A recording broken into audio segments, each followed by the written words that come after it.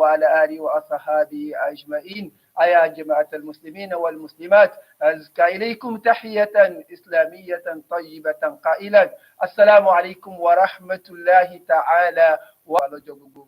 ọba tó ṣe pé gbogbo ayé ń pè lẹ́ẹ̀kan náà ọba tó tóbi ajẹ́rìí pé kò sí ọlọ́run bá mi àfi ọlọ́run, ajẹ́rìí pé ànábì wa Muhammad òjíṣẹ́ rẹ̀ ní ìkẹ́ ọlọ́run ọlọ́run orí ajẹ́jẹ́tàn ọlọ́run kó máa bá ànábì wa Muhammad, àwọn ará ilé rẹ̀ àti àwọn sàhábà àlùgbà àlùmọ̀ ànábì wa Muhammad, àwọn tí wọ́n tẹ̀lé lójú ayé rẹ̀ àti gbogbo àwa tí à ń tẹ̀lé ànábì àrà ànábì àmọ́ à ń tẹ̀lé ànábì wa Muhammad sallallahu alayhi wa sallam. àánú ọlọ́run kó máa bá ẹnì kọ̀ọ̀kan àti gbogbo orílẹ̀-èdè àgbáyé pátápátá, kí ìdẹ̀ra ọlọ́run àlàáfíà ọlọ́run kó máa bá ẹnì kọ̀ọ̀kan wa. Jàmáà lọ́kùnrin àti lóbìnrin, a kí yín káàbọ̀ sórí ètò yín, ètò wa Barakatul Islam, coming live and direct from NT Channel Television Station for Excellence in conjunction with Uzama Communications lábẹ́ àṣà àwọn ọba Hajj Tajudeen Káyọ̀dé Uzama. Pẹ̀lú ògbọ́lọ́ bí a ti máa ṣe ní ọ̀sẹ̀ọ̀sẹ̀ ní tí a máa mú ọ̀tún wá fún yín. Ẹ bá yẹ sọ fún wa lọ́sẹ̀ tó kọjá àkọlé tí a gbéyẹ̀wò, àwa wò pé ká tún gbé gbọ̀nà míì tí ó tún máa fún wa ní àgbọ́yé tó pé. N tá máa gbéyẹ̀wò lẹ́yìn tó gbóntá sọ last week àdánwò náà nínú àwọn àdánwò ayé nìkan lọ́n kó ṣàánú wa. Àwa fẹ́ wo àdánwò gan-an fúnra ara rẹ̀. Kí ni à ń pè ní àdánwò? Àtàwọn ní láti lè gbọ́ àgbà. Àwọn àlejò wa pàtàkì ti wà nílé pẹ̀lú mi yìí láti fi discourage àdánwò bí yọ̀ǹdì bẹ́ẹ̀ kan ló language kan kó lè yí oníkálukú dáa. Barakatul Islam Topic, bismillah. Do we all agree to go with Standard Insurance Consultant Limited? Show of hands. Done at Standard Insurance Consultant Limited. Our standard of integrity, trust, and credibility stands us out. Since 1980, we are the first among equals in providing quality services in insurance brokerage, oil and gas, aviation, special risk and kidnapping, mining, marine haul and cargo, travel, automobile, construction, medical, including coronavirus, and many more. Our choice in a selection of financially secured risk carriers is mind-soothing to our numerous clients. Our strict compliance to regulatory guidelines of the National Insurance Commission is non-negotiable. Visit for Excellence ní àwa pẹ̀lú ògbọ́lọ́run àkọlé tí à ń gbéyàwó láàárọ̀ yìí òun náà ni à ń wò nípa ohun tí à ń pè ní àdánwò. Mo fẹ́ kí ẹ kọ́kọ́ dárúkọ yín fún ara yín, bó lè yẹ kọ́kọ́ sọ Yorùbá tí gbogbo akọ́ gbọ́ náà kẹ́kọ̀ọ́ kí wọ́n gbọ́ Yorùbá. Náà àdánwò ni tí à ń gbéyàwó láàárọ̀ yìí láti ibi tá a ti lọ ní last week àti ohun tá a fẹ́ wò láàárọ̀ yìí. Ẹ bá ṣàlàyé àdánwò. Alhamdulillah, thumma salatu wa salam ala Muhammadin wa alihi wa sahabatihi ajma'in. Adá ọpẹ́ fún Ọlọ́run. Ọpẹ́ tí ó tún ṣe rọrùn fún wa tá tún lè pàdé ní èní. Ọ̀rọ̀ tí a fẹ́ gbé yẹ̀wò lẹ́ni náà ni ọ̀rọ̀. Thanks to Almighty Allah. And the topic of our discourse this morning, inshallah, is called trials and tribulations. Báwo lọ̀rọ̀ àdánwò ṣe kan ọ̀rọ̀ ẹbí? How is trials and tribulation actually affect the home front? Ọkọ àti ìyàwó àtọmọ gbígbé tá a jọ ń gbé pọ̀ àdánwò kan ni fún gbogbo wa. We should also understand that the living together in a family, the husband, the wife, and the children also has some trials that are associated with it. Torí kí gbogbo ń tọ́kọ bá ń ṣe gbogbo ẹ̀kọ́ ló máa tẹ́yàwó lọ́rùn. We must understand that not all that we do as the head of the family is with the wife in all cases. Kì í sì ṣe gbogbo tí àwọn náà bá ń ṣe lọ́kọ á ní gbogbo ẹ̀ tẹ́hùn lọ́rùn. And vice versa too. There are some things that the wife will also do that the husband may not be too pleased with. Bẹ́ẹ̀ làwọn ọmọ tá a bí kì í ṣe gbogbo àṣẹ tá à ń pa wọ́n náà máa ń tẹ̀lé. Again, our children too will not follow all that we say in all ramifications. Ọlọ́run wá fi gbogbo wa ṣàdánwò fúnra wa, ṣáà ṣe sùúrù àbá ní ṣe sùúrù. And that is why we are all trials unto one another in whatever we do, whether we are going to be patient or not. Àwa sọ fún wa pé tá a bá ní ẹbí bẹ́ẹ̀ láti inú ilé tó ń kálukú ti wá tó fi bọ́ sáwùjọ. Just last week, we discussed last week, we know that the basis of any society is the family. Family is the nucleus of society. Ẹ wá rí wípé ńgbà tá a bá kó nú ẹbí à ń bá àwọn èèyàn pàdé láwùjọ náà, ọ̀gá wa níbi iṣẹ́, ọmọlẹ́yìn wa níbi iṣẹ́, olórí ìlú, àwọn tájọ jẹ́ aráàlú. A máa bára wa lò, a sì máa ṣẹra wa, a máa kọlura wa. Àfi ká fi sùúrù bára wa lò pẹ̀lú àdánwò tí gbogbo wa jẹ́ fúnra wa. We must also know that coming to a larger society, whether the led and the leaders, the community itself, and the people that inhabit the community, we know that in whatever situation we find ourselves, there are areas where we have to have issues with one another. But we must be patient and be persevere with whatever we find ourselves. ìyẹn ló fà á tá a fẹ́ fi wo kí ni ń jẹ́ àdánwò nínú ẹ̀sìn àwa mùsùlùmí. That is why the topic of today is called trials and tribulations. ẹni tó bá kọ́kọ́ gbogbo lóhùn àdánwò yìí ọlọ́mọdé ara àdánwò láyé wa o. First and foremost, if you hear the word trials, the first thing that will come to your mind is that, oh, Allah, save me from trials and tribulations. kò sì sí bá a ṣe fẹ́ ṣe ilé ayé tá a wà yìí o téèyàn ó fi ṣẹ̀mí lórílẹ̀ ayé tí ó fi jáde kúrò láyé yóò máa rádánwò. But we must understand that by the nature of man, there is no way you will exist in this world that you will not face trials or tribulations. nígbà tó lọ́n kọ́kọ́ rẹ̀ sọ fún wa ó jẹ́ ká mọ̀ yìí pé dídá tó dáwọ̀ èèyàn gan inú wàhálà ni. And when Allah wants to give us his analogy in the Quran, he told us that our creation itself is by some trials. لَقَدْ خَلَقْنَا الْإِنسَانَ فِي كَبَدٍ inú wàhálà la dọ́mi èèyàn sí. Allah told us in Surah Al-Balad in Quran Al-Kareem that indeed we have created man into trials and tribulations. ẹ wá rí kí wàhálà tó ń ṣẹlẹ̀ sọ́mọ èèyàn náà ó là ń pè ládánwò. And we should know that whatever we find ourselves in, that is what we refer to as trials. ṣùgbọ́n àgbọ́yé àkọ́kọ́ tí Islam kọ́kọ́ fún wa ni pé tá a bá ládánwò ká má rò wípé aburú nìkan ni àdánwò àti dáadáa àtàburú méjèèjì ló pọ̀. The base understanding as Muslim is that whenever we find any trials, we must not look at trials from a negative perspective. Trials come whether in good form or otherwise. torí pé Quran sọ fún wa yìí pé وَنَبْلُوكُمْ بِالشَّرِّ وَالْخَيْرِ fitna a máa dán yín wò pẹ̀lú aburú a sì máa dán yín wò pẹ̀lú dáadáa fìtínà la fi ṣe fún yín o. Allah told us in the Quran Al-Kareem that we will also try you with fitna, which is trials itself, whether it is good or it is bad. ní ààyè méjèèjì yìí Islam wá fẹ́ nǹkan kan látọ̀dọ̀ wa gẹ́gẹ́ bí ọmọ èèyàn èyí tó já burú bó la ṣe bá lò èyí tó jẹ́ dáadáa bó la ṣe bá lò. Allah now told us how do we relate with whatever trials we find ourselves, the good trials and the other one. fápẹ̀rẹ̀ tó lówó lọ́wọ́ ń sìn àdánwò kan ni. For example, a rich man, we must also understand that being rich is also a trial from Allah. ẹni tọ́lọ́wọ́ bá jogún mọ̀ fún àdánwò kan ni. If Allah has bestowed you with knowledge too, it's also a trial. ẹni tọ́lọ́wọ́ bá fún lẹ́bùn ká lè sọ̀rọ̀ ká lè ṣètò ká lè ṣe ogun nǹkan dáadáa àdánwò ni If látọ̀dọ̀ you Ọlọ́run. are bestowed with auditory power or you are very witty, you must also know that that is also a trial from Allah. oore tọ́lọ́run wá ṣe fún èyí tó fi dán wò yìí kí lọ́lọ́run bá fẹ́ látọ̀dọ̀ ẹ̀. And we must also know that whatever favor, whether it is beauty or you are handsome or you are rich or you are endowed, it is a trial from Allah. What's the expectation of Allah from you? Ọlọ́run fẹ́ kó máa dúpẹ́ lórí ẹ̀ ni. Allah wants you to be very thankful and be very grateful to Him. bó o ní o ṣe dúpẹ́ lórí ẹ̀. How are you going to be grateful to Allah in this respect? ìmọ̀ tó ní ìgbéraga kó lè yẹ kó máa fi ṣe. The knowledge that you have should not impose on you pride.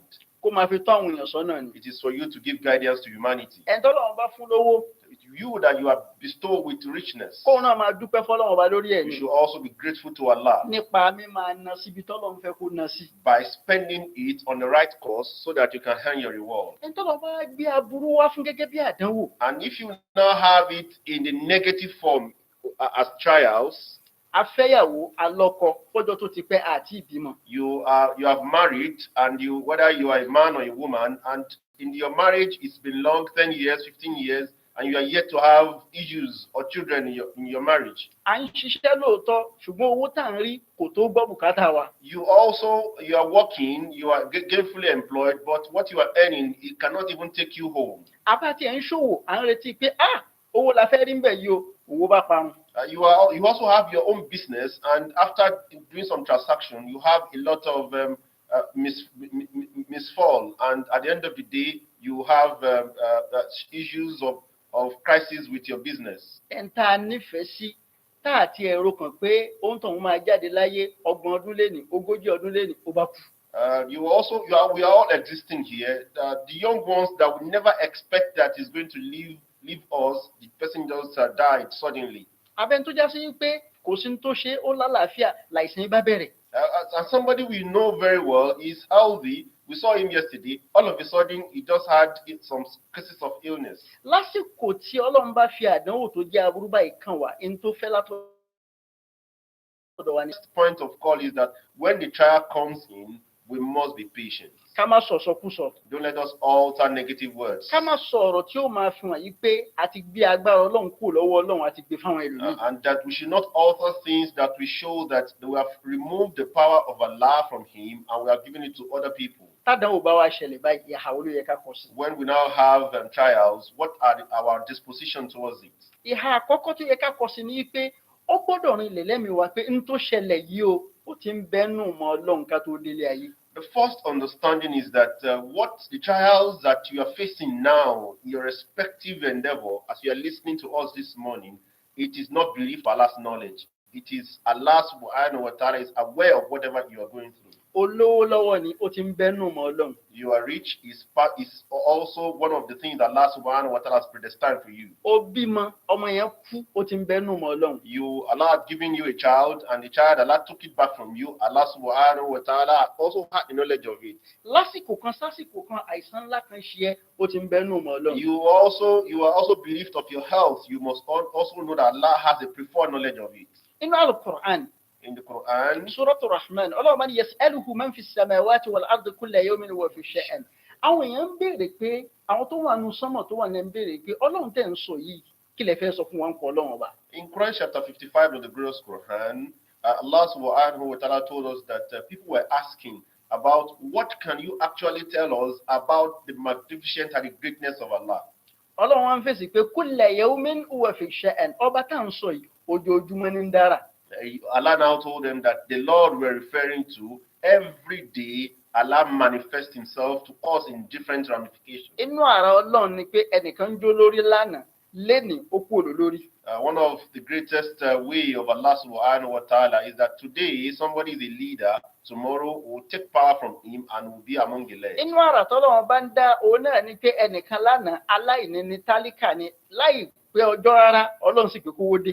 Yesterday, someone may be among the downtrodden or among the poor, and just few days after, Allah can enrich such person. lẹ́yìn náà ẹlòmíì kò ń ṣe tó gbajúmọ̀ láì pé ọjọ́ rárá wá dé tí gbogbo ayé mọ̀.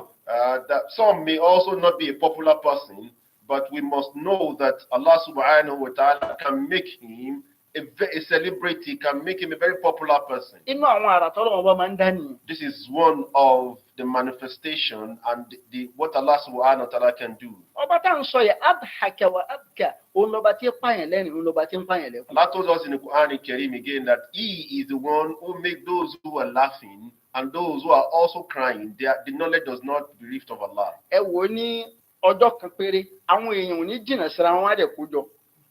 Just one day, people will not be far away from one another in a gathering. àwọn kan kó jọ kí lẹ̀ ń ṣe wọ́n náà ń ṣèkú mọ̀. Some will gather because they were doing naming ceremony. kí lẹ̀ ń ṣe ń bẹ̀ yẹn a máa ń ṣílé ni. And some will ask again, what are you gathering for? We are doing housewarming. kí lẹ̀ ń ṣe ń bẹ̀ yẹn a máa ń ṣèyàwó ni. Again, the other people will ask, what are you gathering for? We are also doing nikah or wedding ceremony. tí gbogbo yóò máa rẹ́rìn. And everybody will be smiling. tí wọ́n máa kíra wọn. And they will be exchanging pleasantries. tí ẹ bá tún wá rìn díẹ̀ síwájú àwọn kan náà kó jọ. And when you move ahead a bit, you also see another gathering. ojú á wá lé kókókó. And they will be very sober. àwọn èèyàn ò ní rẹ́rìn síra wọn. And they will not be laughing onto one another. ìjókòó ìṣèwádìí báyẹn yẹn rà mí. And you now ask them, why are we so in this mood today? igi kan tí gbogbo ẹbí yìí rọ̀ mọ́ lọ́lọ́run mú kù láyé And we báyìí o. have lost an important person in this family. so àkọ́kọ́ nìyẹn. This is an establishment. gbogbo ohun tó bá ṣẹlẹ̀ síyàn láyé ó ti ń bẹnu àkọọ́lẹ̀ látọ̀dọ̀ Ọlọ́run ọba àdékè ọlá. We must know that whatever happens to you is as the preferred and predestined by Allah. Thank you so much. òun náà ni a ti gbọ́ yẹn àwọn stars wa nǹkan tó ń ṣe àdánwò ni wọ́n ń wò gbogbo tó bá bẹ́ẹ̀ dá láyé Ọlọ́run nímọ̀ ń pa ẹ̀ wọ́n ní ewé kan ò ní jábọ́ látòrí igi bá ṣe pé Ọlọ́run ọba nímọ̀ ń pa ẹ̀ ní gbogbo ohun táwọn orílẹ̀ èdè èyí tó ń ṣẹlẹ̀ sí ẹni kọ̀rọ̀ ní gbangba ni Ọlọ́run ọba nímọ̀ ń pa ẹ̀ mọ́ dààmú káàkiri eléyìí ni wọ́n sọ fún wa ẹyẹ fi alẹ́ ká fi kí àwọn bàbá tí wọ́n ṣe olùgbọ̀wọ́ ètò yìí àwọn bàbá Dr. Bun Salahuddin àwọn ni wọ́n President CEO Standard Insurance Consultants Limited àwọn bàbá wa kí Ọlọ́run kó mọ́ ṣàbá ṣe dáadáa fún wọn àwọn náà ni wọ́n ṣe olùgbọ̀wọ́ Dr. Ahmed bin Salahuddin ilal amami inshallah. Bákan náà a dúpẹ́ lọ́wọ́ gbogbo àwọn jàmáà pátá tí wọ́n apèrún àjọngọ́lọ̀ tí a lọ ṣe fìdá wọn ní ìlú Ìlọrin ní ìjọ Sunday. A dúpẹ́ lọ́wọ́ gbogbo yín ọlọ́mọṣàbá dúpẹ́ fún yín. Bákan náà A kí gbogbo àwa tó ṣe wípé à ń dúró ti ètò yìí tá à ń ran ètò yìí lọ́wọ́ ní gbogbo ìgbà tá à ń jẹ́ kí ètò yìí kó máa lọ síwájú ilal amami inshallah. Ẹ ti bá a wo ohun tí à ń pè ní àdánwò, ẹ ti bá a wo àwọn ọ̀nà tí àdánwò ń gbà bá àwọn èèyàn bó sì ti yẹ ká ṣe tí àdánwò bá dé. A fẹ́ wá kẹtù, mo fẹ́ kẹ gbé àwọn ẹ̀rọ sí ibi ohun tó ń ṣẹlẹ̀ láyé ìsìn. Mo fẹ́ ká wo oríṣiríṣi àdánwò tó wà ní ìsìn tó sì jẹ́ pé ẹlòmíì kò rí sàdánwò, ẹlòmíì sì ni ó gbé lọ́kàn kọjá bó ti yẹ nípa pé kò gbà pé gbogbo nǹkan àtọ̀dọ̀ Ọlọ́run bá ló ti wá. Adá ọpẹ́ fọ́lọ́run lẹ́ẹ̀kan sí. Again, we thank Almighty Allah.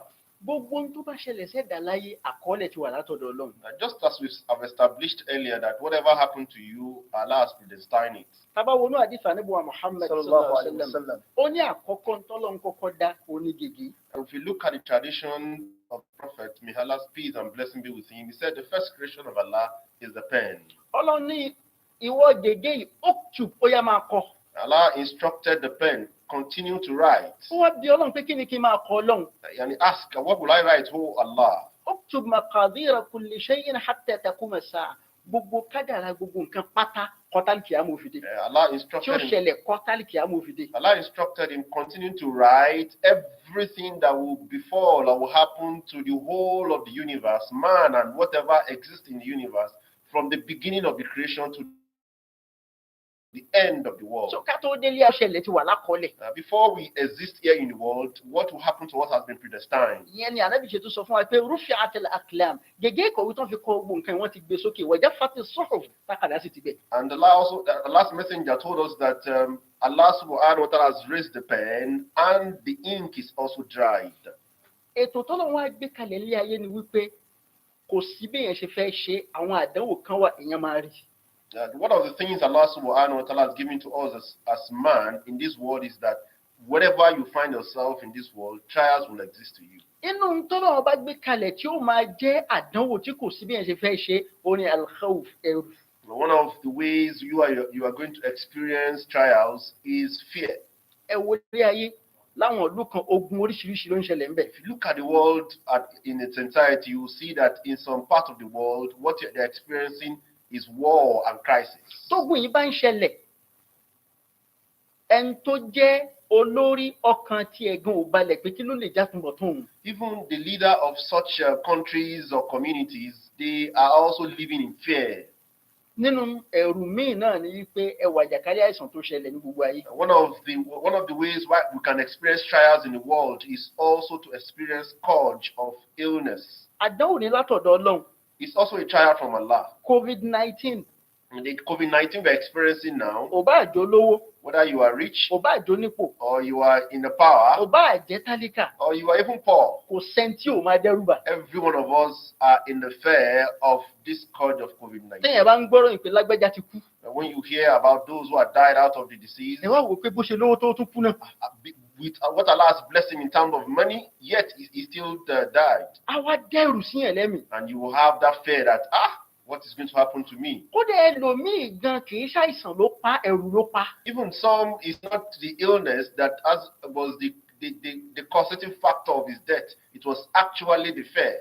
Nínú ọ̀nà àkọ́kọ́ nìyẹn tá a fi máa ń ràdánwò, ẹ̀rù kọ́ ló ń fi síyàn lẹ́mìí. One of the ways is for you to have fear. It's also the source of trials and tribulation. Lẹ́yìn náà, wa naqsin min al-amwal wal anfus wa lówó lọ́wọ́ tó ṣòwò pẹ̀lú owó yẹn tó ń retí èrè kọ́ ló ń jẹ́ kó pàdánù. One of the ways you can also experience it, as Allah said in the ayah in Surah Al-Baqarah, Quran chapter 2, verse 155, is for reduction in property and life. You may engage in a commerce of big magnitude and you lose everything. Lẹ́yìn náà, olólùfẹ́ wa tá a nífẹ̀ẹ́ sí ọkọ àti ìyàwó àtọkọ ọmọ, Ọlọ́run á sì gbà kan náà àwọn méjèèjì. Even our loved ones, some of them can be bereaved of life. Maybe the wife, I love my husband, my children, they are my beloved, they are my succor of my heart. Some of them can be taken away from us. Ẹ wò ní àná ń sìn, àjálù ńlá kan ṣẹlẹ̀ sí wa Nàìjíríà pàápàá nílùú Èkó. Yesterday, we know what has befallen us in Lagos State. Ẹ wo ipò táwọn ẹbí yẹn máa wà ń sìn. Look at the situation of that family. Ẹ̀ tó já sí pé tí gbogbo ọ̀rọ̀ bá dojúrú ọ̀dọ̀ ẹ̀ náà máa gbé lọ. The one who is like the political pillar of in Lagos State. Wherever you find issues in Lagos, everybody make a recourse to him. Ṣùgbọ́n sì kò sí mọ́ ó tún dálì kìámọ̀. Today we have lost him, and we are going to meet him in the resurrection. Nínú àdánwò ni. It's also a trial unto us. Látọ̀dọ̀ àwọn ẹbí wọn. To their family immediately. Láàárín àwọn olóṣèlú. And to the political class. Láàárín àwọn oníròyìn. And to also to all the family of the journalists. Inú àwọn ọ̀rà tọ́lọ̀ máa ń dá nìyẹn tádánwò máa fi ń kọ́ yìí. And this is one of the ways we can experience trials. Ẹni tó jágbẹ̀. The farmer. Òun náà lè máa ti retí pé iṣu ló ti ta yìí. He has planted his crops, particularly those who are cash crops. Àgbàdo ló ti yọ yìí. I have some of my grains. Tó bá dọ̀la ká wá bá ṣe kéré ẹ̀dá lọ tà ní. What I'm looking in my farm, I should have a very bountiful harvest. Iná bá ṣe. And have an inferno in the farm. Ó jókòó kan. And everything was burned to ashes. Ó jókòó kan. Everything was burned to ashes. Jàmáà àdánwò ni látọ̀dọ̀ Ọlọ́run. This is also a trial from Allah. Nígbà táwọn afáwa náà tún wo Quran. Again, when the scholars also looked at the Quran. Àwọn náà tún jẹ́ ká mọ̀ pé nǹkan mẹ́jọ kan wà. Kò sí bí ẹ ṣe fẹ́ ṣe láyé ó máa rí mẹ́jẹ̀ẹ̀jọ. Scholars also induce the Quran that 8 things you also experience trials from it in this world before you leave. Àkọ́kọ́ ni sùúrùn àsìkò kan máa wà láyé tínú èèyàn máa dùn. One of it is for you to experience happiness. Ìwọ tó ti níyàwó tó bá níyàwó inú àdùn jọ yà. The day of your wedding, when everybody is greeting you, you are going to experience happiness on that day. Ìwọ tó ti bímọ níjọ́ tọ́lọ́run bá fún ẹ lọ́mọ inú àdùn. The day you had the cry of the newborn into your family, you are going to experience happiness. Ìwọ tó níṣẹ́ níjọ́ tọ́lọ́run bá pé kó níṣẹ́ inú àdùn. The day you have a new job, or after a long time of being unemployed, you are going to be happy on that day. Àti gbogbo àwọn nǹkan bẹ́ẹ̀ tó máa ń dùn yàn nú. And every other thing that is source of happiness. Kí ló wá tẹ̀lé wa huznun ìbànújẹ́. And the other side of it is sadness. Níjọ́ téèyàn bá ṣàìsàn fún wa. The first one is the day you are also sick. Níjọ́ téèyàn bá fẹ́yàwó tíyàwó tètè bímọ ìbànújẹ́ ni. The day you married and you have a long time without having any children. Nígbà míì tá a bímọ gbọ́tọ́mọ náà kú. The day when you have your child, maybe after some months or years, you lose the child. Ìdààmú téèyàn bá ń lọ sí hospital tó súnmọ́ àwọn èèyàn kí ni tí kì í ṣẹlẹ̀ ń bẹ̀. If you go to hospital or you visit the hospitals, you will experience a lot there. Tóbìnrin bá fẹ́ bímọ òun àtoyún náà jọ máa lọ. In some cases, when a woman is about to give birth, you see that both the pregnancy and the mother will leave this world. Ẹ wá wo àrà tọ́lọ̀ máa dá ń bẹ̀ yìí. And this is a magnificent way of Allah in His majesty. Nígbà míì ìyá nìkan ló máa padà wálé, oyún yẹn ọmọ ò ní bá wọn padà wálé. In some instances, you will have the child who will not come back with the mother at home. Only the mother will return back home. Nígbà míì ọmọ nìkan ló máa padà wálé, ìyá tó fẹ́ bímọ yẹn kò ní bá wọn padà wálé. In some cases, you even have the child alone returning back home to meet the family without meeting the wife will be buried after some hours. Ẹ ṣeun gan, òun náà ni a ti gbọ́ ẹ̀ wọ́n nǹkan mẹ́jọ náà fẹ́ dárúkọ, àwọn ti dárúkọ méjì ń bẹ, ìdùnnú àti ìbànújẹ́. Àádókè lọ́hùn tá a bá padà dé wọ́n tún mọ tẹ̀síwájú lórí àwọn oríṣiríṣi ọ̀nà tọ́lọ́run gbà dán ẹ̀dá wò. Bàbá Uzama bismillah. Standard Insurance Consultants Limited, Nigeria. Looking for insurance brokerage firm, Insurance Consultant Limited today. Yorùbá bọ̀ wọ́n ní igi tó tọ́ kì í pẹ́ nígbó ìwà eré èèyàn níbi ayẹyẹ fìdáù àti ọ̀rọ̀ ìyànjú ọjọ́ mẹ́jọ bàbá wa Alhaji Shakrudeen Adégbóyèga Àìná Ṣítà ẹni tó jẹ́ ìpè Ọlọ́run ní ọjọ́ kẹsàn-án oṣù kínní ọdún yìí tí a sì sin wọn ní ìlànà Islam ní ọjọ́ kẹwàá oṣù kínní ọdún yìí. Fìdáù àti àdúrà pàtàkì wáyé ní ọjọ́ kẹtàdínlógún oṣù kínní ọdún yìí ní 54 Òṣọ́làkẹ́ Street by Ìbàdàn Street ní Èbúté Mẹ́ta nílùú Èkó. Ẹbí, ará, ọ̀rẹ́, ojúlùmọ̀, iye kan ṣe ètò ìdárò fún ẹnire tó lọ ní ọmọ 60 ọdún. Àdúrà ìbẹ̀rẹ̀ wá láti ọwọ́ Chief Imam Nawarudeen Sheikh Abdulmajid Oníkan. Àwọn bẹ̀rẹ̀ ìdíjú ìṣòro orúkọ náà. Àkọ́kọ́ ẹni tí ó lọ sí ọmọ àgbà àkóríkì ní ọmọ àgbà wàkẹ́ ní ọmọ àgbà wàkẹ́. Ìjọba àti àwọn afárá tí wọ́n ṣe sí ilé ìlú Bákan náà kíkà Al-Quran láti ọwọ́ àfáà Àtọ̀yìnbó ló sùn.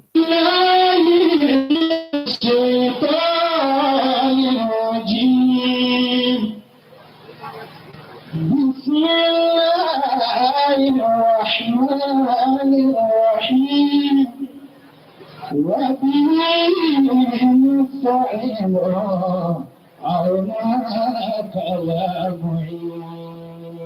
Àdúrà fìdá láti ọwọ́ àfáà Abdulkarim Muhammad Awal olórí ìjọ Ikwon. إنه كان غفارا يرسل السماء عليكم مدرارا ويمددكم بأموال وبنين. Bákan náà wọ́n ṣe wáàsí nípa ikú àti iṣẹ́ rere. Al-Quran jẹ́ kó yé wa pé death is a natural phenomenon. It is a decree from our hands. Ó ní púpọ̀ ní máa jẹ́ kéèyàn kú, àìmọ̀ṣe kọ́ ló máa jẹ́ kéèyàn kú. Rárá, it is a decree látọ̀dọ̀ Ọlọ́run. Al-Quran sì lẹ́nìkan kan ò ní gbọ́dọ̀ ọlọ́jọ́ lọ. Ṣé bàbá gbà tó kọ́rọ̀ lọ́dọ̀ Yorùbá ni? Àwọn ọmọdé àgbọ̀dọ̀ ọlọ́jọ́ lọ. Ó ń ṣàdúrà my brothers and sisters. Tí wọ́n pè lọ́jọ́ ọlọ́jọ́. Téèyàn bá kú akọ obituary. We are sorry to announce untimely death of Lágbájá. Táàbà ti kú ẹ̀fún ìtẹ̀mọ̀ lásìkò ìdìbò. Olórí ọmọ kéwù ìlú Èkó Imam B. Afini ṣojú Chief Imam ìlú Èkó oníròyìn wa Abídèmú Àrẹ̀mú fi ọ̀rọ̀ wá àwọn èèyàn lẹ́nu wò. Well, as far as talking about a person would go, he was an amazing dad. He was a special person in his own place. He was a caring person. He was an understanding person. I am happy. I am sad, and I know that my dad is in a good place. The most important thing I love about him most is his attitude to his prayer. He's very committed to his prayer. Nígbà tí a gbọ́ pé rẹ̀ tọ́lọ́wọ́ alójá sí kú yìí, ó ká wa lára púpọ̀. Eléyìí tá à ń sọ díẹ̀ nú ọ̀rọ̀ yìí náà, ó fẹ́ bọ́ sí ti pa ni because we are too devastated. Tọ́lọ́ ń jọ kó bá foríjì o. Ẹlẹ́sìn gidi ni ọkọ mi ó ṣe ẹ̀sìn yẹn gan-an, ó dẹ̀ nífẹ̀ẹ́ àwọn ọmọ ẹ̀. Kí Ọlọ́run bá ní dẹlẹ̀ fún kó pàṣìṣe rẹ̀ kó mú ju sáfẹ́fẹ́ rí. Ní gbogbo àwọn ọmọ tó wá fi sílẹ̀ kọ́lọ́ máa ṣe wọ́n lọ́ta ara wọn. Mo rí ẹ̀kọ́ púpọ̀ kan lára bàbá mi o. One, bàbá mi jẹ́ èèyàn kan tó yẹ pé ó fẹ́ bí mọ́ra, ó jẹ́ ìníwà àtẹ̀sùn. Ó yẹ jẹ́ èèyàn kan tó yẹ pé ó ní sùúrù tó pọ̀ jù nígbà tó wà ní ayé. Mo rí pé tí dáàdì mi tó máa ń ṣe nǹkan, máa ń kọ́kọ́ bóyá bíi matrixing, gbọ́ mú padà rí pé ó ń kọ́ mi ni fún ayé pé kọ́ bá ṣe kan tí ò dáa fún mi. Bọ̀ mi máa ń rí i pé bí ìyà láì ó padà yé mi láì ṣe pé yàn pé mi jókòó láì sọ fún mi. Kí Ọlọ́run ọba Allah dẹ ilẹ̀ fún ẹni ire tó lọ kó sì di ẹbí náà mú. Ọ̀nàtóyìnbó Olúfúnṣọ́ ló ń jábọ̀ ìròyìn fún Zamot Communications. At Standard Insurance Consultant Limited, we provide professional insurance services in oil and gas, travel, medical, including coronavirus, motor, special risk and kidnapping, and many more since 1980. Our choice of secured risk carriers, paying claims as and when due, is soothing to our clients. Visit our head office today or any of our branches across the globe. Standard Insurance Consultant Limited. For over 4 decades, our standard stands us out. Nàkíkà bọ̀ padà sórí ètò wa Barakatul Islam tẹ́ bá ṣe ń darapọ̀ mọ́ iléeṣẹ́ International Time Station for Excellence ibẹ̀ ní àwà. Àkọ́kọ́ náà akẹ́kọ̀ọ́ clips àkọ́kọ́ wò yẹn òun náà ni fidau prayer tí wọ́n ṣe fún àwọn bàbá Alhaji Shakiruddin Adegboyega Shita aka Shinto. Tí wọ́n kú ní 9th of January 2021 tí wọ́n sì sin wọ́n ní ìjọ kejì 10th of January 2021. Allah má ṣe bá foríjì wọ́n, bá wa kẹ́ wọn, bá wa gẹ̀ wọ́n, bá wa fi wọ́n sínú àlùjánnà onídẹ̀ra. Bákan náà akéde ikú ọ̀jọ̀gbọ́n pàtàkì ẹni ńlá ẹni tọ́lọ́wọ́n bá tó wá fi tẹ ayé ní ìrọ̀rùn àwọn bàbá wa Alhaji Abdullateef Kayode Jakande tí wọ́n jẹ́ former governor of first civilian governor of Lagos State. Àwọn ni bàbá wa wọ́n jáde láyé at the age of 91 years ni bàbá bàbá jáde láyé ọlọ́run mọ́ṣá bá fún kẹ́ bàbá bá wa gẹ̀ wọ́n gbogbo alárí ipa wọn tí wọ́n kó nínú ìgbésí ayé ọmọ ènìyàn not only in Lagos State but Nigeria at large. Alhaji wa Tajudeen Kayode Uzama wọ́n ní kábàáwọn tọrọ fún bàbá nítorí pé ipasẹ̀ bàbá làwọn gbà délùú Èkó yìí bóyá kíní ìwo ni mo bá wà tí wọ́n ti máa lo ìṣẹ̀mí àmọ́ ipa bàbá wa Jákàndé ni wọ́n gbà dẹ́kọ̀ wọ́n dẹ̀ benefit púpọ̀ àwọn ní kọ́kọ́ gbogbo èèyàn ló benefit lára bàbá yìí ọlọ́run bọ́sà bá kẹ́ bàbá bá gẹ bàbá ọlọ́run Kùránì owó tí wọ́n fi sílẹ̀ ọlọ́mọdé ó bàjẹ́ akí governor of Lagos State Babátúndé Sanwó-Olú ìpè wọn kú ara fẹ́ra kù akí Bọ́lá Ahmed Tinubu ìpè wọn kú ara fẹ́ra kù akí gbogbo ẹbí Jákàndé látòkè délẹ̀ ìpè kú ara fẹ́ra kù ọlọ́mọṣà bá foríjì bàbá àwa náà kọ́lọ́run jẹ́ kí rere kó gbẹ̀yìn ẹnì kọ̀ọ̀kan wa náà. Bákan náà al-Mubarakin Jamiya Zumratu Mubarakin al-Islamiyya wọ́n pè wá síbi Maulidi Nabi wọn àti Merit Award àti Turbaning and special birthday celebration tí ó wáyé ní Sunday 21st February 2021 ní aago 10 àárọ̀ ní Rick Events Hall and Ground at Odò Ẹran bus stop ní along Ẹgbẹ́dá Igando Road ní ìlú Èkó Aliwowi Ajíṣẹ́yìn àwọn bàbá wa Fọdílátù Sheikh Ismail Kewuyemi Al-Mubarak àwọn ní chief host ní as a guest speaker Fọdílátù Sheikh Muhammad Saleh Ọláyínká Kewugbemi Alori àwọn ni wọ́n ṣe wáàsí fún wa níjọ́ náà. For spiritual father wa His Eminence Fọdílátù Sheikh Abdulrazak Kewuyemi Alabi àwọn náà ni wọ́n jẹ́ spiritual father ní ọjọ́ náà pẹ̀lú ògo Ọlọ́run. Bákan náà àwọn Markazul Ulum Arabic and Islamic Studies tí àwọn baba Sheikh Sauban Adam Al-Alori tí wọ́n jẹ́ olùdásílẹ̀ rẹ̀ wọ́n pè wá síbi launching ìwé àti special prayer for the nation tí yóò wáyé ní pẹ̀lú ògo Ọlọ́run ní Tuesday 16th February 2021 ní ẹ̀yìn Àyílà ní number 51 Ọgbà Road Òtùbú Agége Lagos. Àwọn ìwé tí wọ́n launch inú ẹ̀ náà ni àkọ́kọ́ ní How Mosques Are Built in Islam tí bàbá wa tí wọ́n kọ àwọn bàbá al-marhum Sheikh Adam Abdullah Al-Alori àti second one ní Steps Towards Greatness and Fortune tí Fọdílátù Sheikh Muhammad Sauban Adam Abdullah Al-Alori tí wọ́n kọ òní wọ́n lọ́ọ̀ṣì fún wa ní ìjọ náà wọ́n sì ṣàdúrà fún gbogbo Nàìjíríà ọlọ́mọṣẹ́ àjẹ́ kí àdúrà náà kí ó gbà. Bákan náà a dúpẹ́ lọ́wọ́ bàbá wa tí wọ́n jẹ́ olùgbọ̀wọ́ ètò yìí àwọn bàbá Dr. Ahmed bin Salahuddin President CEO Standard Insurance Consultants Limited akíyín púpọ̀ ilẹ̀ àmàmì inshallah. Bákan náà gbogbo àwọn tí wọ́n alájà olókùúta akíyín púpọ̀ Rọ́fàk akíyín tì yín. Bákan náà ti ṣe ojú òpó báyìí fún gbogbo ẹ̀yin tí ẹ bá fẹ́ dá sí ọ̀rọ̀ àdánwò tí wọ́n bá wa sọ̀rọ̀ lé lórí 0703-242-6120 0703-242-6120. Náà ẹ ti dárúkọ méjì fún wa. Náà torí àsìkò. èyí tó tẹ̀lé tó jẹ́ lẹ́ẹ̀kẹta ó ní wọ̀ṣìmọ́ ọ̀nà àsìkò kan máa àti gbogbo àmàjọ kójọ. After mentioning the first two, which is happiness and sadness, the next one is there are times when we need to converge. If you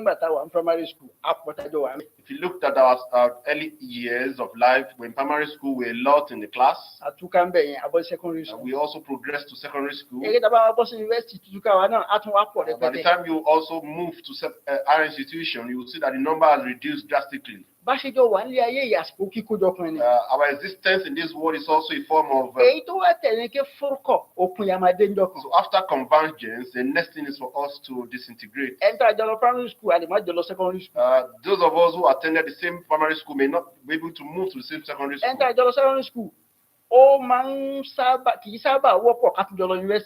It's in rare cases that most of your colleagues in secondary school also move to the institution. The same husband and wife living on the same roof. The same, in some cases, they will be together, and sometimes they will not be together. And lastly, the source of decentralization is all of us will leave this world. There may be the husband that live first, after living together for some years, and they will eventually leave one another. The next one is hardship. There is no one that will not experience hardship. wo àkàndùn tó bá mú yàn gbà mí ìnira ni. If you have a weak glow, you will understand the meaning of hardship. Nígbà tí yóò bá rún jẹjẹ dáadáa ìnira ni. When you do not have, you are in a serious state of hunger. Nígbà tó bá ń wá àṣeyọrí lórí nǹkan kan tó ò bá ti rí ìnira ni. And when you are looking for a source of success, you will also experience some hardship. Lẹ́yìn náà yóò sì rọrùn ìrọ̀rùn àdẹ̀dẹ̀ ńgbà mí. And in some cases, you also experience ease. Àwa bí ìpè wọ̀ nìkan lọ́n torí ẹ̀ dálé ayé. And you will be as if you are the best person in this world. Máa wo orí pépà ọ̀rọ̀ ẹ̀ náà ni. When they looked at the news media, it's you. Máa wo orí tẹlifíṣàn ọ̀rọ̀ ẹ̀ náà ń sọ. When they looked at the television, it's you. Máa wo social media ọ̀rọ̀ ẹ̀ náà ń sọ bẹ́ẹ̀. Also in the social media space, it's you alone. Lẹ́yìn náà sọ́kùmọ̀n àìsàn.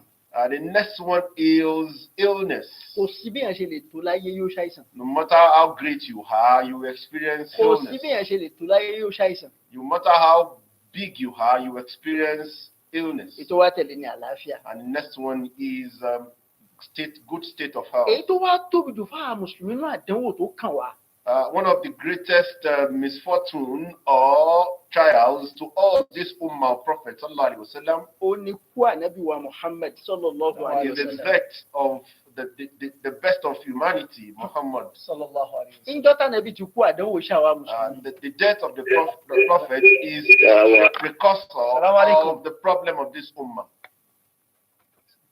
Torí pé nígbà tánàbí wà láyé téèyàn bá ṣe dáadáa á sọ fún kó o ṣe dáadáa. Because when the prophet was alive, when you have done good, the prophet will confirm it and will affirm your goodness. Téèyàn bá ṣàbúrú á sọ pé burú ló ṣe. And if you have done something evil, the prophet will also confirm that this is an evil heart. Kódà ara àwọn tó ń sọ fún pé sórí wẹ̀ àìkú ẹ̀ láì wà àlùjánnà. He also gave some people some certification of al-Jannah here on earth. Jọ̀mọ́ nígbà tánàbí ti wá lọ àáfàá wo lẹnu ẹ̀ gbà. After the demise of the prophet, there is no scholar that can affirm that to anybody. Àáfàá ṣe wá sí ni. You will just give your lecture. Ìwọ kọ́ ló la àlùjánnà. You can't give al-Jannah. Ìwọ kọ́ ló ní náà. And you cannot cast people's aspersion that they are going to be Iṣẹ́ àlùjánnà rẹ o. This is the act that can take you to al-Jannah. Iṣẹ́ tó lè gbéyàwó náà And rẹ o. these are acts that can take you to Tàfà hell. ojú bẹ́ẹ̀ lọ. That's to you as a scholar. Kò kí ń ṣe adájọ́. You are not a judge. Lẹ́yìn eléyìí. Now, after this, Bá ṣe wá ń sọ̀rọ̀ àdánwò yìí. when we're looking at these issues of trials and tribulations, Ìbéèrè tó ń bọ́ sí wa lẹ́mìí ni pé ṣọ́lọ́ fi ń ṣe kà ní. the question that will come to your mind is that, is it a deliberate act from Allah? Kí ni ìdí tàdánwò fi wà? What are the causes of trials and tribulations? Ẹ̀rí wípé kò sí nǹkan kan tí èèyàn bá ṣe nílé ayé á nídìí tó ń torí ẹ̀ ṣe. The causes, everything that you have in this world, there is also a causative factor. Ọlọ́run dẹ̀ pé rẹ̀ ní Hakim ọba ọ̀jọ̀gbọ́n. Allah referred to himself as the most wise. Ṣọba tó wá jọba ọ̀jọ̀gbọ́n á ṣe nǹkan kò ní nídìí. If you call Allah the wisest, then if he has done anything, don't you know there will be the rationale for it? Ìdí àkọ́kọ́ tàdánwò fi máa ń wà ní wípé Ọlọ́run fẹ́ fi pẹ̀ṣẹ̀ rẹ fún wa. The first is that Allah wants to wipe away your misfortunes and your sins. Wa alaikum salam. Orúkọ yín bọ́lá tí ń pè wá.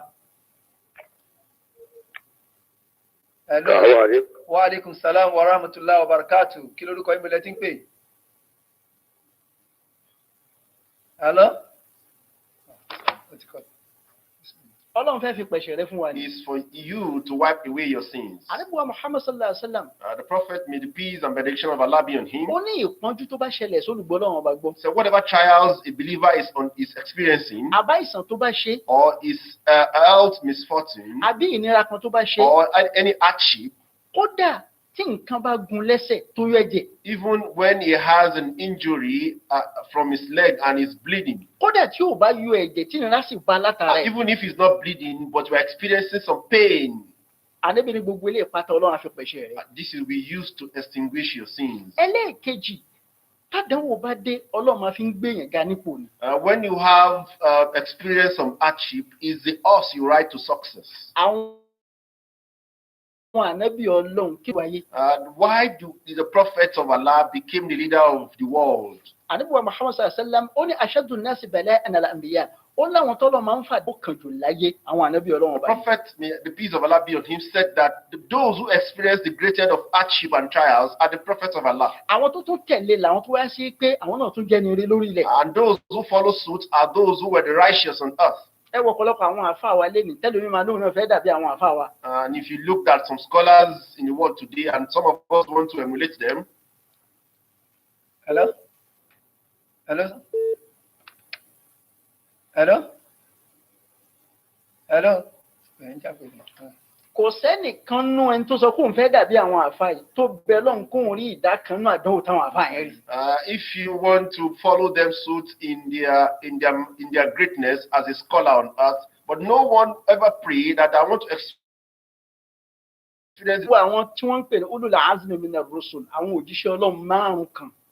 If you look at Surah Al-Ahqaf, Allah described those who are ulul azmi, the prophets who experience trials. débi pé Ọlọ́run sọ fún Muhammad sallallahu alaihi wasallam pé ṣe sùúrù báwọn ulul azmi ṣe sùúrù. Allah told us that, oh Prophet Muhammad, be patient, such that those who were referred to as ulul azmi were patient. inú Suratul Ahzab lọ́lọ́run wá jẹ́ kó yé wa pé ànábì gan la kọ́kọ́ wọn.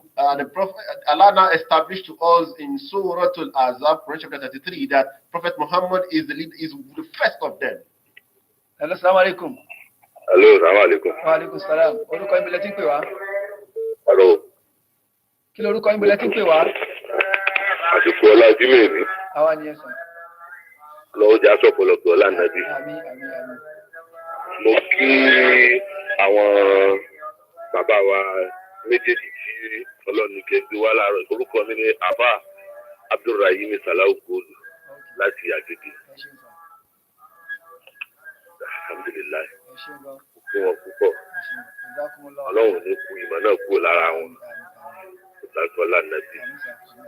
Bẹ́ẹ̀ ni mo kí iléeṣẹ́ NTA Channel 10. Ọlọ́mọdé kó dàrú fún wọn o. Bàbá wa tí wọ́n sì gbé ètò náà kalẹ̀. Ọlọ́run ní jó kúrú fún wọn. Ọlọ́run mọ̀ fún wọn lọ́wọ́ máa ṣe lánàbí wọn jẹ́ ọlọ́run. Lálá ìlà ìlẹ̀lá. Gbogbo ẹ̀ náà ni ọlọ́run a máa gbọ́. Àìwá ní kí oúnjẹ jímọ̀jímọ̀ láti wá kẹ́kọ̀ọ́. A tún ti kọ́ tòní náà nù. Ọlọ́run kò tún ti sòrí ní ara wa. Àmọ́ kókó bẹ̀ tí gbogbo àwa tí à ń gbọ́ tá à ń wò tá à ń rí. Ká mọ̀ pé n ti ń gbé da ikọ́ sí inú ọlọ́run bẹ́ẹ̀ púpọ̀. Torí kì í ṣe tọ́lọ́wọ̀n ọba yọ́nú sí. Kò sì sí bí ìnira sí lè wù kó pọ̀ fẹ́ dà tó. Iná màá lè yóò sí rí.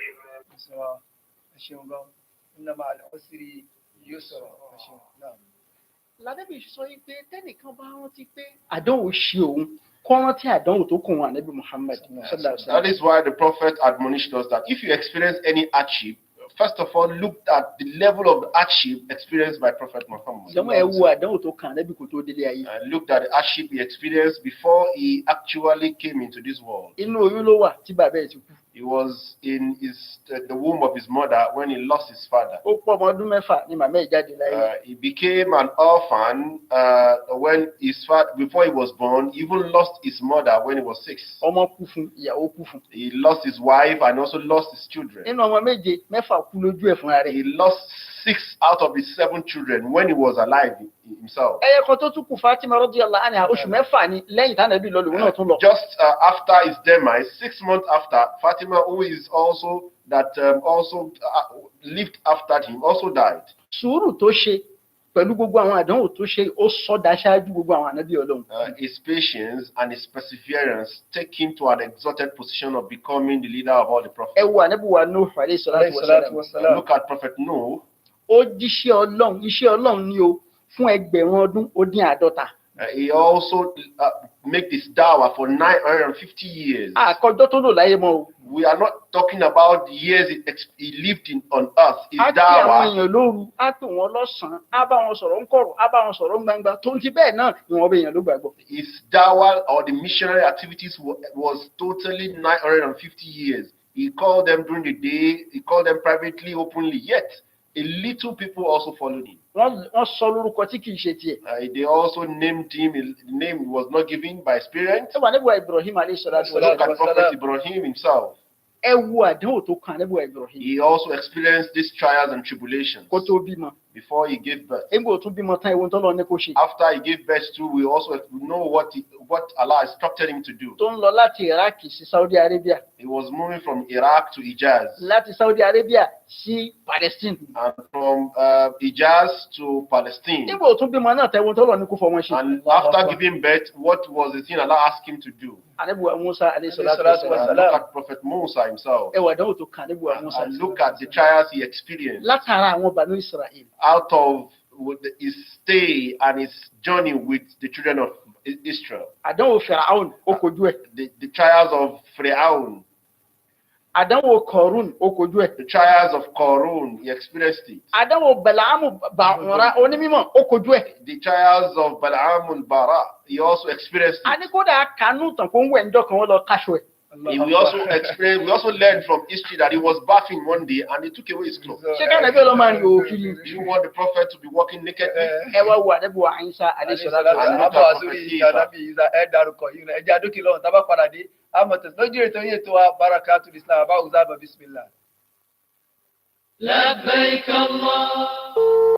Assalamu alaikum. Walaikum salam. This is Hajj Mabrur Ventures Limited. How can we help you, sir? Can you please tell me about your mode of operation? Hajj Mabrur Ventures has been a leading private Hajj and Umrah operator for close to 20 years. At Hajj Mabrur Ventures, our pilgrims are our priority. We always provide them with conducive accommodations that are close to Haram, soul purifying sermons from our League of Clerics, state-of-the-art aircraft, zihara in Mecca and Medina, competent medical team. Aja, please tell me about the feeding twice in a day. You are right, ma. This is exactly what I heard from your old client. You guys are fantastic. Alhamdulillah, sir. And you will receive a check from me today. Visit Hajj Mabrur Ventures Limited, 9A, Wing 1 Abiodun Fashake Crescent, behind Old Lasso Campus, Idiroko Bus Stop, Ikorodu Road, and Suite 10, Tafabalewa Square. Telephone 0809-211-3680. Website hajmabruru.com. Simply hospitality, truly spirituality. Do we all agree to go with Standard Insurance Consultant Limited? Show of hands. Done at Standard Insurance Consultant Limited. Our standard of integrity, trust, and credibility stands us out since 1980. We are the first among equals in providing quality services in insurance brokerage, oil and gas, aviation, special risk and kidnapping, mining, marine haul and cargo, travel, automobile, construction, medical, including coronavirus, and many more. We provide services to both individual and corporate organizations locally and internationally. Standard Insurance Consultant Limited pays serious attention to claim settlement. Our choice in a selection of financially secured risk carriers is mind-soothing to our numerous clients. Our strict compliance to regulatory guidelines of the National Insurance Commission is non-negotiable. Visit our head office today or any of our branches across the globe. Standard Insurance Consultant Limited, for over 4 decades. Our standard stands us out. Náà kí káwọ̀ padà sórí ètò yìí, ètò Barakatul Islam pẹ̀lú ògo Ọlọ́run. Tí ẹ bá fẹ́ gbogbo irú insurance tẹ́ bá fẹ́ ẹ lọ sí Standard Insurance pẹ̀lú ògo Ọlọ́run, wọ́n á solve problems yìí ọlọ́mọṣẹ́ àṣàánú wa. Nítorí àsìkò ti lọ, afẹ́kẹ́ bá wo kẹ́ conclude chapter kẹ́rẹ̀ bá fún wa ní solution way out. Àdánwò àlàyé ní ìsìn. Ànábì wa Ìsá ọmọ Maryam òun náà rádánwò. The prophet Isa, which we refer to as Jesus, also experienced some hardship. No matter the greatness of the hardship he experienced, Allah saved him from it.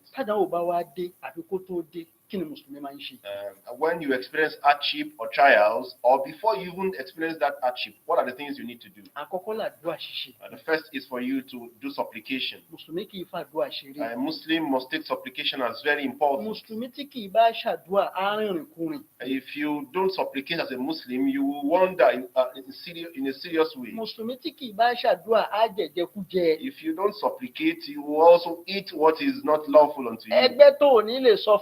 You would also join a club that you cannot be proud of openly. Allah told us in Surah Al-Ghafir that call unto me and I will respond unto you. In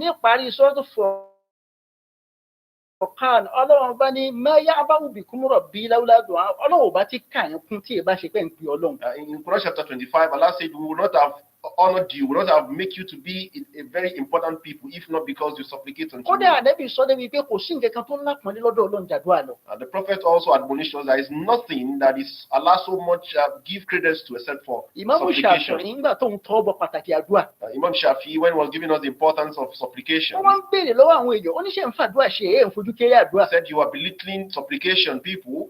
Máa ra tàdúrà ti dá. If you know the greatness and what supplication has done in this world. Nínú àdúrà tó ń ṣe Ọlọ́run bá fún wa tí nǹkan bá le kó lè fi rọ̀. One of the prayers that the prophet gave unto us so that things can become ease when you experience trials. Allahumma ìwọ Ọlọ́run ọba o. Oh Allah. La sahla kò sí rọrùn kankan bí kankan. Oh, there is no ease. Illa ma ja'altahu sahla àfi tí ìwọ Ọlọ́run bá ṣe ní rọrùn. Except what you have made ease. Wa anta taj'alu al-hazna idha shi'ta sahla in tó bá le kokoko tí ìwọ Ọlọ́run bá fẹ́ ó sọ di tó rọ̀. Whatever is hardship or whatever is a trials, you Allah can make it ease. Inú àdúrà mi tó tún fún wa ni pé Allahumma Ọlọ́run ọba o. Oh Allah. Inni a'udhu bika min ja'd al-bala ilé kókó àdánwò làmì ń bẹ Ọlọ́run. Oh Allah, take me away from hardship or trials. Wa daraki ash-shaqa má jẹ́ kó rí bó lè pa bá mi Ọlọ́run. I do not want to experience misfortune. Wa su'il qada kádàrá abú má jẹ́ ó kò lè mú I do lórí not o. want evil predestination. Wa shamatatil a'da má fẹ́ràn mi sọ́tà lẹ́nu. Don't make me jest in front of my enemy. Thank you so much. Adúpẹ́ fún yín àti àwọn Sheikh Fọlá Sheikh Saeed Salman tó ń jẹ́ Senior Assistant Registrar Yaba College of Technology. Àtàwọn Ustaz Abdulaziz Ajala, Lead Auditor Halal Certification Authority fún ẹ̀kọ́ tẹ́ kọ́ wa lé ní gbogbo èèyàn ló gbádùn yín ọlọ́mọṣẹ́ àbá san yín lẹ́san rẹ̀. Látọ̀dọ̀ àwọn alhaja wa Olókùta wọ́n ní kí a fún yín ní àwọn ẹ̀bùn yìí wọ́n ní ká fún yín Yemkem International àwọn náà ní kí a fún yín ní àwọn ẹ̀bùn yìí. Ẹ̀gbọ́n lóògùn náà adúpẹ́ fún yín kíkẹ́ àpò yẹn wá ẹ̀sìn ṣiṣẹ́ náà mo ṣe gbogbo àwọn tẹ́ wà lólé àrí pé ẹ gbádùn ètò yìí ní àárọ̀ yìí lórí ọ̀rọ̀ àdánwò ọlọ́mọṣẹ́ àmú àdánwò kò fún ẹnì kọ̀ọ̀kan wa Al-Qur'an níwájú ọlọ́ àfi eléyìí a máa fi ṣe lọ ní ti ọ̀sẹ̀ yìí àti gbogbo àwọn tó ń jẹ́ kí ètò yìí kí ó ṣeé ṣe àkí brother wa Surajudeen àkí gbogbo àwọn vt àrùgbó yìí náà lákì jàbújàbú náà wà ń bí oníkàdúpẹ́ fún gbogbo àwa tí àwa síbi fìdáwò bàbá àwọn ọlọmọṣàbà àfọrúnkẹ wọn Al-Qur'an níwájú àlìwówí gbogbo yìí náà lákì Imam Kota passport àkìyìn ọlọmọṣàbà nìkankan wa a máa fi lè sí di ọ̀sẹ̀ tó ń bọ̀ nígbà tí a tún máa pa lórí ètò yín ètò Barakatul Islam èmi jí tó tẹ Imam Shafi Abdulkarim ajẹmọdàkùn assalamu alaikum. Ṣé mi máa ṣe kì í ṣe àtàrà mi? Àánú ni mo rí gbà tó fi dá mi sí aládọ́jọ́. Kì í ṣe mi máa